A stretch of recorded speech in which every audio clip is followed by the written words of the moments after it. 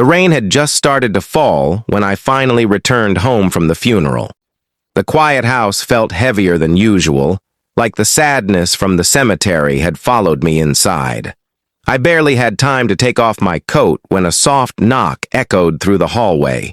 I opened the door and found my neighbor, Mrs. Carter, standing there. Her black dress was still damp from the rain, and her red, tired eyes showed she hadn't slept. Only a few hours earlier, we had buried her husband of 30 years.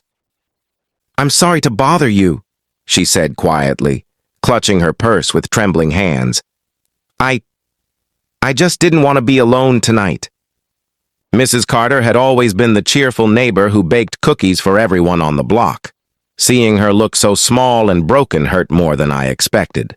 "Of course," I said gently, stepping aside. "Come in." She walked in slowly, glancing around my living room like she had never been there before, even though we'd lived next to each other for years. I made us some tea, and we sat at the kitchen table while the rain tapped against the windows. For a while, she didn't speak. She just stared at the steam rising from her cup. "I keep thinking he's going to walk through the door," she whispered finally. 30 years. And now the house is just empty." I didn't know what to say. There are moments when words feel useless, so I simply listened. Then she reached into her purse and pulled out a small envelope. "He asked me to give this to you," she said. "To me?" I asked, surprised. She nodded. Inside the envelope was a short handwritten note from her late husband. "If you're reading this, it means I didn't make it. I know my wife will pretend she's strong, but she's not good at being alone. Please keep an eye on her. You've always been a good neighbor, and I trust you." My chest tightened as I looked up.